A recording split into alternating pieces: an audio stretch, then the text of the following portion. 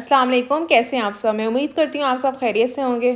मेरी मेकअप की ड्रॉर काफ़ी ज़्यादा ख़राब हो रही थी और उसे क्लीनिंग और ऑर्गेनाइजिंग की बहुत ही ज़्यादा ज़रूरत थी। तो मैंने कल सोचा कि क्यों ना इसे क्लीन किया जाए और साथ ही आप लोगों के लिए एक वीडियो भी बना ली जाए, क्योंकि मुझे खुद भी क्लीनिंग और ऑर्गेनाइजिंग की वीडियोज़ देखना बहुत ज़्यादा पसंद है। मैं इंशाल्लाह किसी दिन आपको अपनी पूरी वैनिटी का भी टूर कराऊँगी, लेकिन आज हम सिर्फ मेकअप ड्रॉर की क्लीनिंग और ऑर्गेनाइजिंग करेंगे।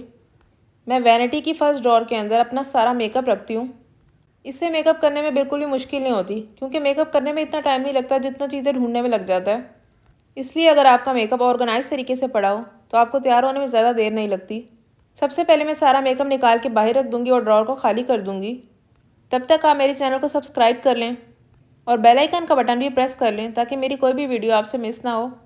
और प्लीज़ मेरी वीडियोज़ को ज़्यादा से ज़्यादा शेयर करें ताकि हमारी एक बहुत ही बड़ी और एक बहुत ही प्यारी सी फैमिली क्रिएट हो सके।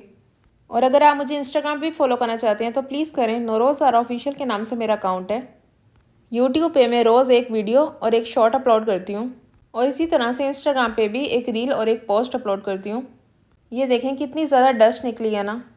मैं दराज में ना पहले कैलेंडर बिछा लेती हूँ, उसके बाद उसके ऊपर कोई चीज़ रखती हूँ ताकि अगर मेकअप गिरे भी ना तो कैलेंडर के ऊपर ही गिरे और दराज ख़राब ना हो। अब कैलेंडर को निकालने के बाद ना आपने एक क्लीनिंग वाइप ले लेना है या कोई भी डस्टिंग का कपड़ा ले लेना है। वैसे ये वाले क्लीनिंग वाइप्स ना काफ़ी अच्छे हैं।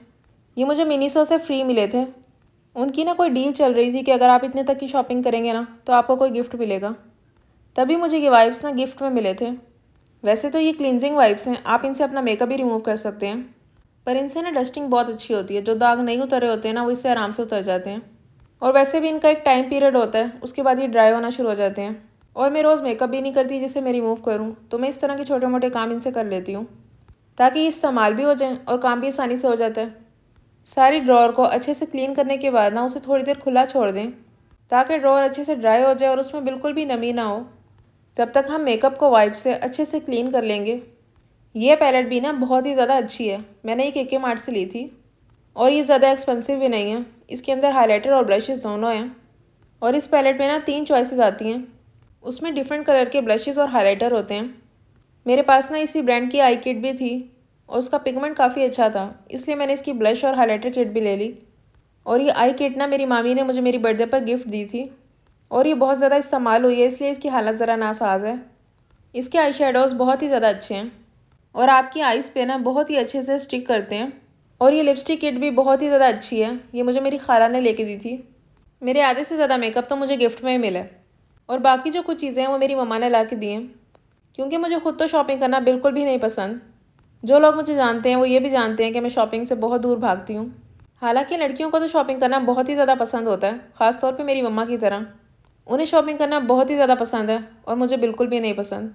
शायद मेरे हिस्से का भी सारा शौक उनके अंदर ही चला गया है। पता नहीं क्यों मुझे शॉपिंग करने में ना बिल्कुल भी मज़ा नहीं आता। मुझे बहुत ही हेक्टिक काम लगता है। मैं उससे अच्छा घर पर बैठना इंजॉय करती हूँ। पर मे भी जब मैं उनकी उम्र में जाऊँ तो शायद मुझे शॉपिंग करना अच्छा लगे, पर फ़िलहाल मुझे शॉपिंग करने का बिल्कुल भी शौक़ नहीं है। अब से आप लोगों को भी पता चल गया कि मेरी सारी शॉपिंग मेरी मम्मा ही करती हैं। यहाँ तक कि कपड़े भी मम्मा ही लाती हैं।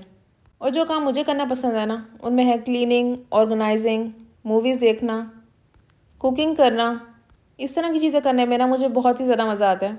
और मुझे कमेंट्स में लाज़िम बताइएगा कि क्या आपने भी कभी ऐसा किया है।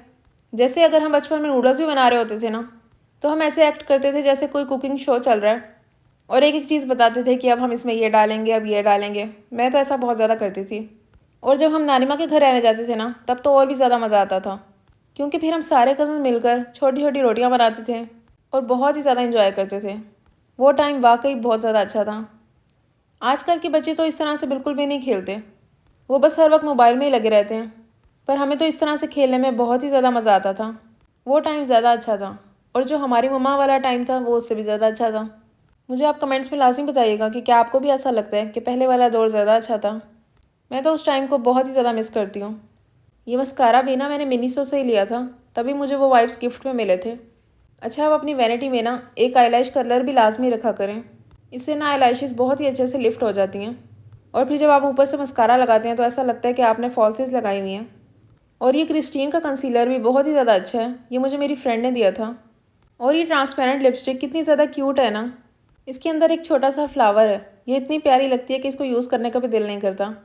इसे आप किसी भी लिपस्टिक के ऊपर एज अ ग्लॉस भी लगा सकते हैं और इस तरह के जो मिनी आई शेडोज़ होते हैं ना, वो भी बहुत ज़्यादा काम आते हैं, ख़ास तौर पर ट्रैवलिंग के वक्त, क्योंकि पूरी आई शेड किट को कैरी करना थोड़ा मुश्किल हो जाता है।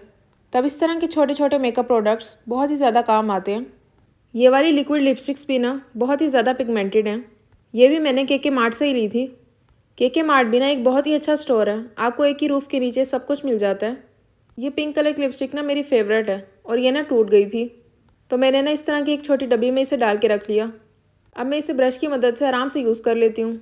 अगर आपकी भी कोई लिपस्टिक टूट जाए ना, तो आप उसको इस तरह से सेव कर सकते हैं। ये मेकअप ब्रशेज़ भी ना मैंने के मार्ट से ही लिए थे, मतलब मेरी मम्मा लेके आई थी। इस बॉक्स में ना सारे नए ब्रशेज़ हैं जो अभी तक मैंने यूज़ नहीं किए। जो न्यू ब्रशेज़ होते हैं ना, उनको मैं अलग ही रखती हूँ, और इस वाले बॉक्स में मैं वो सारे ब्रशेज़ रखती हूँ जो मैं यूज़ करती हूँ, ताकि जो न्यू ब्रशेज़ हैं वो बिल्कुल ही क्लीन रहें। आप भी इस तरह से अपने ब्रशेज़ को 2 पार्ट्स में डिवाइड कर सकते हैं। अब सारा मेकअप अच्छे से क्लीन हो गया और हमारी ड्रॉअर भी ड्राई हो गई है, तो अब मैं एक एक करके अपना सारा मेकअप ड्रॉअर में सेट कर दूँगी। ऑर्गेनाइजिंग ना सारी इस चीज़ पर डिपेंड करती है कि आपके पास स्पेस कितनी है और आपका प्रोडक्ट कितना है।